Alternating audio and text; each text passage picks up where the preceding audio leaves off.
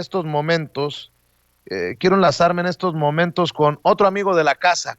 Vámonos hasta Quintana Roo con Amir Ibrahim, secretario de Periodistas Desplazados de México, porque sé que tiene información acerca del caso de Mario Marín, el exgobernador de Puebla, el gober precioso, quien allá precisamente en Quintana Roo está siendo buscado, era acusado, ya lo han encontrado las autoridades, ya se encuentra allá por ordenar la tortura a la periodista Lidia Cacho. Querido Amir, te mando un abrazo, ¿cómo estás? Buenas tardes.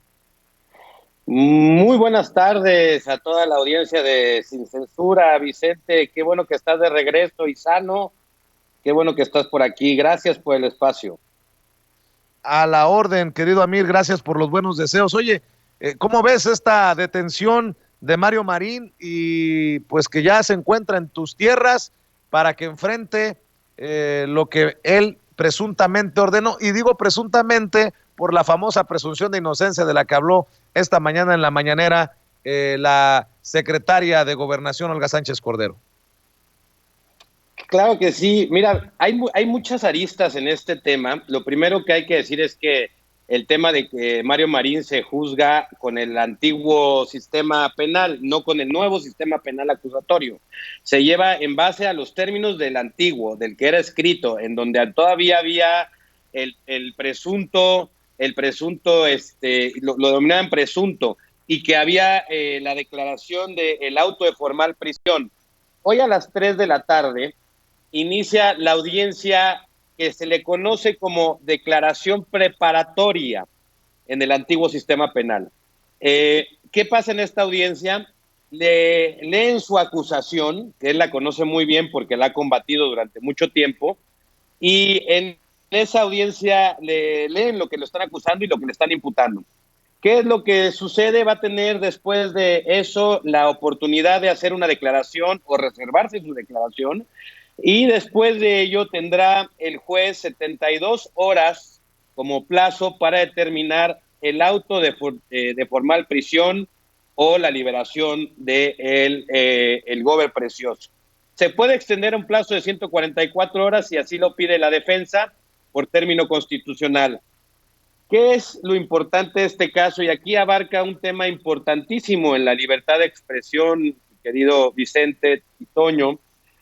Es un caso emblemático. En el 2005, Lidia Cacho publica un libro en donde desnuda una operación de una red de pederastía. Imagínate el caso, pederastía, ¿no? Donde abusan sexualmente de niños, de menores de edad, y hace todo un entramado de quiénes son las personas que están vinculadas a esta red. Hoy el principal líder, Zúcar Curi, cruza una pena de 102 años de prisión, precisamente en el penal en donde hoy está también el gober precioso. Él está acusado de ser el líder de esta red de pedastía, junto con otro que está prófugo todavía, que es el conocido magnate de la mentira, Carmen Así, con el que es grabado precisamente el gober precioso. ¿Qué pasa en esta grabación? En esta grabación se escucha perfectamente cómo el gober precioso manda una orden de aprehensión, digámoslo de esta manera, contra Lidia Cacho por el presunto delito de difamación en contra de este empresario de la mezclilla, que también estaba vinculado a la red de pederastía. Le hace, digamos, el paro, le hace, digamos, el favor en esta tanta corrupción que nos ha dañado tanto en el país, Vicente, en donde podemos ver en este caso precisamente cómo opera el tráfico de influencias, el favoritismo, los cuates amañados y el sistema priista, porque esto fue en el 2005.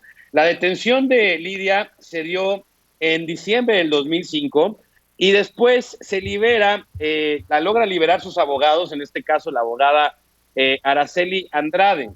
Araceli Andrade ha seguido el caso, ha sido la abogada que ha seguido el caso de Lidia.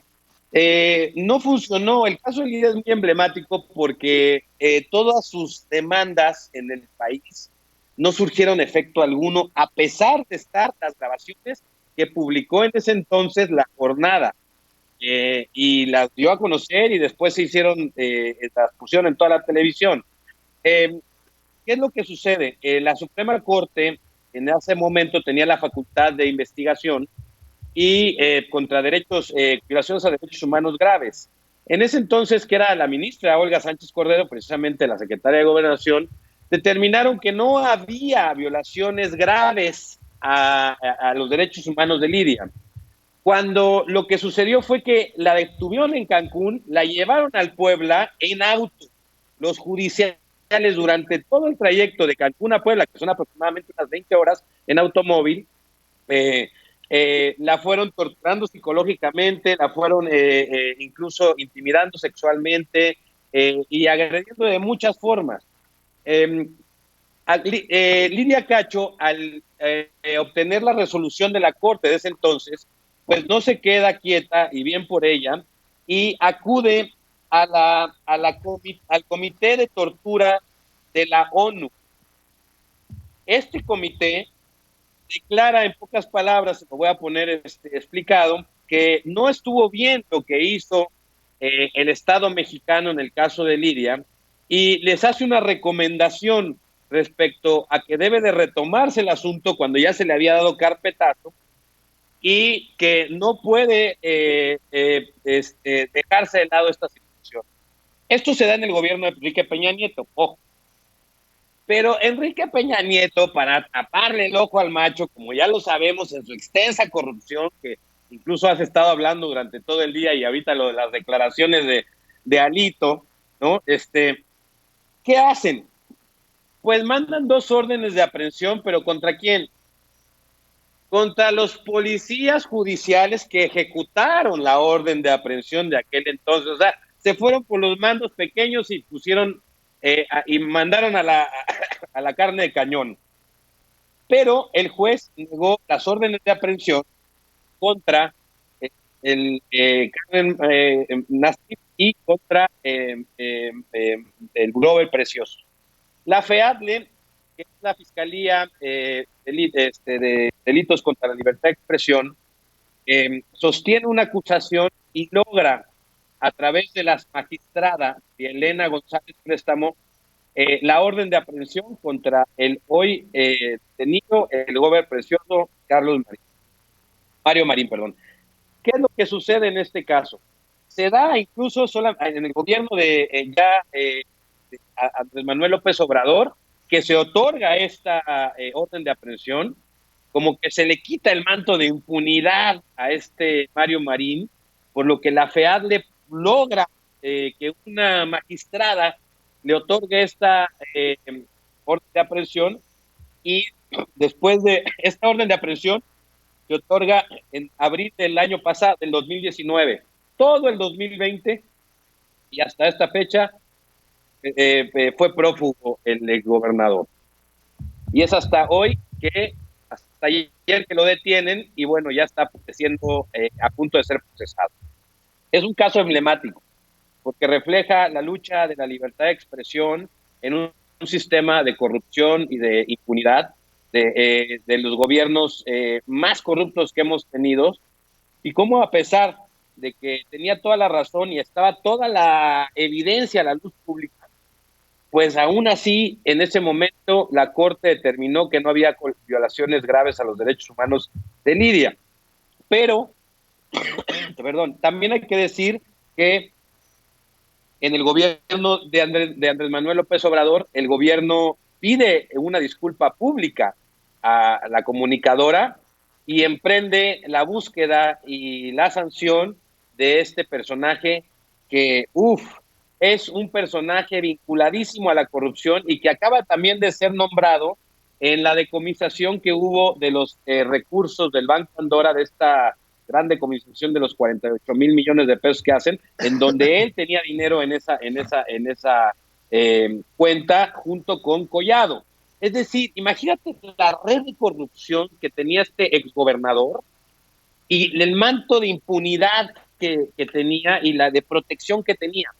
Y es hasta el gobierno de Andrés Manuel López Obrador en donde se logra obtener la orden de aprehensión y se logra también la captura de este gobernador, que está acusado por tortura.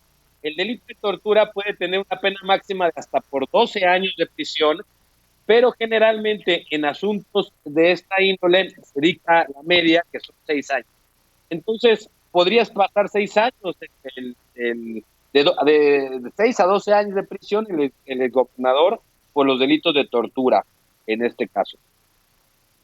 Estemos al pendiente entonces en esta audiencia de la tarde, mi querido Amir, te pido para que cualquier cosa que tú consideres le podamos hacer llegar la información a la audiencia de Sin Censura. Y hablando de casos emblemáticos,